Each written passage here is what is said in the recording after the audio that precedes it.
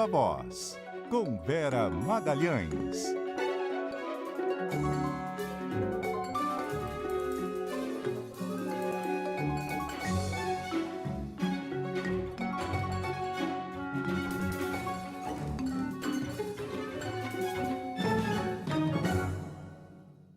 Vera Magalhães, boa noite, tudo bem? Oi, Carol, boa noite para você, para o Fernando, para Boa quem noite. nos ouve, nos assiste. Vera, a gente começa a semana falando sobre a polêmica em torno do projeto antifacção e esse texto substitutivo que foi apresentado pelo Guilherme Derrite, que está sendo bastante contestado por vários especialistas. O próprio Derrite já disse que vai apresentar um novo texto. Vamos a Brasília com a Samantha Klein para explicar tudo para nós. Oi, Samantha. Oi, Carol, Fernando, Vera. O projeto antifacção relatado pelo secretário licenciado da Segurança de São Paulo, Guilherme Derrite, ainda tem novas versões a serem apresentadas. Inclusive, mais cedo numa entrevista à Globo News, ele disse que vai mudar o relatório até amanhã, vai apresentar esse texto e já meio que conta com uma previsão de votação amanhã, já que esse texto está tramitando em urgência.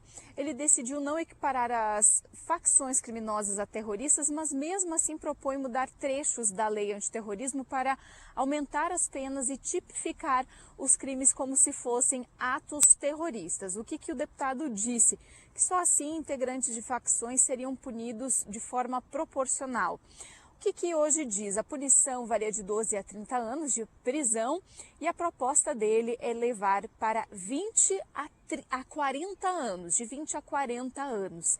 Punição mais rigorosa valeria aí para atos como atos de milícia, dominação de território, uso de armas exclusivas das Forças Armadas, entre outros.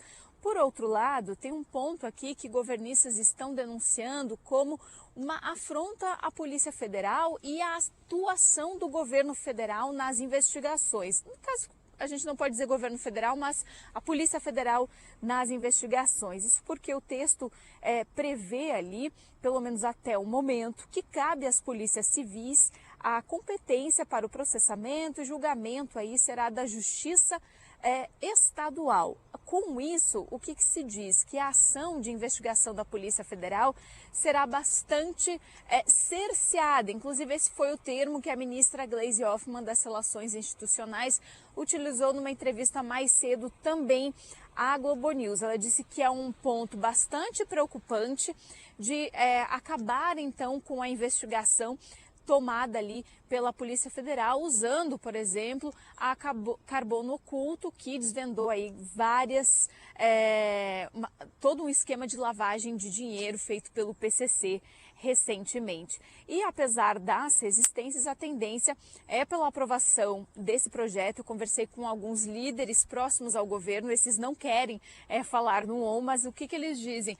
Olha, é muito difícil a gente votar não num projeto que é popular, que as pessoas querem um endurecimento dessas penas, né? Querem uma resposta à segurança pública. Com vocês. Ô, Samantha, tem aí também toda uma discussão, né, envolvendo o Supremo Tribunal Federal, aquela auditoria que o ministro Alexandre de Moraes está fazendo na operação realizada no dia 28 de outubro. Ele ia ter uma reunião agora às 4h com o procurador Paulo Gonet para discutir a letalidade da operação, discutir os próximos passos. Tem alguma novidade disso daí? Isso, pois é. Ele teve aí essa reunião com o Procurador-Geral da República, Paulo Gonet, também com alguns procuradores gerais da Justiça nos estados, aqui do DF, justamente para avançar com relação à DPF. Ele que é um relator interino, estava com Edson Fachin, mas ele acabou assumindo interinamente essa relatoria.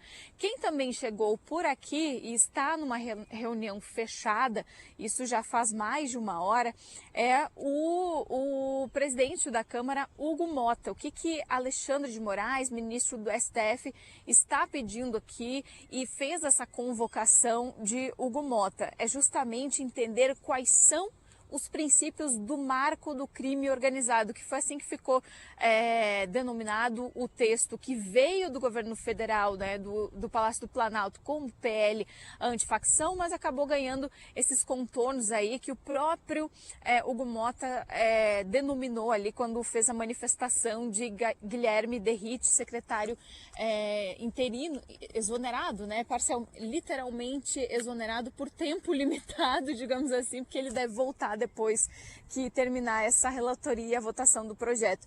Mas Alexandre de Moraes quer detalhes desse texto, entender de que forma vai mudar a atuação nas favelas, porque a grande questão da DPF das favelas é justamente conter a atuação da polícia, sem mandados policiais, com matança de pessoas que muitas vezes não se tem comprovação nenhuma de que são criminosas.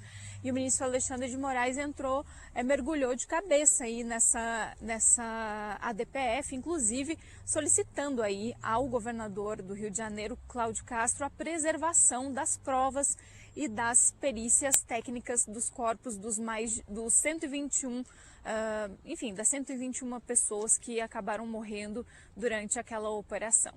Com vocês. Obrigada, Samantha. Vera, a gente tem a informação aí da Samantha de que o Hugo Motta está nessa reunião no Supremo, né, com o ministro Alexandre de Moraes, e você tem o bastidor de que no fim de semana o Hugo Motta e o próprio Derrite tiveram conversas com ministros do Supremo, né? O presidente da Câmara assumiu aí a intermediação desse projeto, porque para ele interessa, né, Carol, Fernando, ter um projeto nessa área e votar logo um projeto nessa área para que a Câmara pareça ter dado uma resposta a esse clamor da sociedade por um endurecimento no enfrentamento das facções. Mas isso desgastou de novo o Hugo Motta com o governo. Eles vinham num processo de reaproximação depois de todo aquele afastamento que houve na época da votação do IOF, depois da discussão daquela PEC da blindagem, projeto de anistia. Eles estavam ensaiando uma reaproximação e agora o governo acha que ele agiu a sua revelia, a revelia dele, governo, para nomear o Derrite como relator e tirar a autoria, praticamente, do projeto do governo. Porque quando você apensa todas as matérias que tem a respeito do mesmo assunto, cria uma comissão em que tudo vai ser analisado em conjunto e vai se tirar um substitutivo, ou seja, um projeto que praticamente vai ser de autoria do Derrite. Ele não vai ser só o relator. Ele vai ser autor de uma nova proposta, e uma proposta diferente da proposta do governo. E, com isso, você tira o discurso do Ministério da Justiça e do Lula de que apresentaram uma proposta sobre esse tema, que estavam, portanto, em cima de um assunto que vai ser muito cobrado na eleição. Vai ser um tema de debates eleitorais, de entrevistas, de escrutínio por parte do eleitor. Então, tem um misto de perplexidade e irritação no governo com o comportamento do Hugo Motta. E ele procurou pelo menos 2 ministros, pelo que eu apurei, Gilmar Mendes e Alexandre de Moraes, dizendo, olha, o Derrite vai te ligar, vai procurar, ouçam ele, o projeto é bom, não sei o quê. E aí o Derrite fez um segundo momento, ligando para esses ministros e se comprometendo que o projeto não vai conter a equiparação das facções criminosas com grupos terroristas. Então, ele disse que não vai ter nada que faça alusão a isso, que a única analogia possível é porque no projeto que ele vai apresentar, ele vai pegar uma coisa que existe na lei antiterrorismo, que é, no caso de facções criminosas com as características do Comando Vermelho, do primeiro Comando da Capital e de outras, você pode punir por tentativa de crime, por crime tentado, e não só por atos executórios. Por atos preparatórios também vai poder haver punição.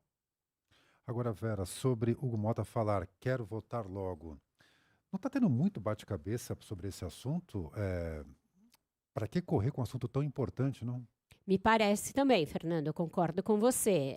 Mais do que ter pressa, é preciso que haja efetividade. É um tema muito complexo, ninguém viu o texto ainda, do Derrite. Então, é um texto, está se discutindo em cima de um texto hipotético, ninguém viu esse texto. Havia um projeto do deputado Danilo Fortes e há o projeto do governo, que mesmo esse não chegou a ser debatido. Foi apresentado na sexta-feira sem ser a passada, a anterior, também meio na pressa ali para dar uma resposta depois da Operação do Rio, e ninguém discutiu de forma pormenorizada todos os aspectos que mudam. E mais, o governo tem uma irritação porque o projeto do Derrite vai se apropriar de uma boa parte da engenharia que o governo propôs para enfrentar as organizações criminosas, aquela ideia de uma empresa fake para se infiltrar, a possibilidade de os investigadores se infiltrarem nas quadrilhas, etc., e aí vai ficar como se fosse a autoria do Derrite, sendo que isso é a autoria do projeto proposto no Ministério da Justiça. Então, ainda tem muita bateção de cabeça, essa briga por protagonismo e projetos que ninguém nem conhece. Os especialistas ficam apontando lacunas, mas a gente não sabe o que vem, e uma correria quando deveria haver um debate mais detalhado e mais responsável. E lacunas importantes, né, Vera? Porque ninguém conhece o texto, e aí fica esse debate ideológico, né, lado A, lado B, mas a gente tem vários especialistas que entendem da letra jurídica do negócio, né? Não estão falando com base ideológica, que estão apontando problemas. Olha, se mudar desse jeito vai ficar difícil. Pode ser que a Polícia Federal não tenha atribuição, pode ser que o Ministério Público seja cerceado na capacidade de investigar. Então é algo que tem que ser levado em conta, não dá para ser assim a toque de caixa, né? Veja, e são coisas importantes, não são coisas que dizem só respeito àquela dicotomia meio burra, meio simplificadora, bandido bom é bandido morto, ou só preconiza os direitos humanos. Não é disso que a gente está falando. São coisas que dizem respeito ao dia a dia da investigação e as ferramentas que as diferentes instituições vão ter para combater o crime organizado. Ou seja, são considerações muito importantes, muito relevantes, que não deveriam ser menosprezadas na pressa para se apresentar alguma coisa. Então, os especialistas estão aí, estão gritando, Lincoln aqui todo dia falando, outros especialistas falando, ex-delegados da Polícia Federal, outros representantes de outros ministérios públicos, e ninguém parece ter respostas para dirimir todas essas dúvidas. Daí porque, se existe uma comissão especial para tratar do assunto, ela deveria passar mais alguns dias com os projetos, mastigando melhor, ouvindo especialistas, fazendo audiências públicas, para aí só então se votar alguma coisa.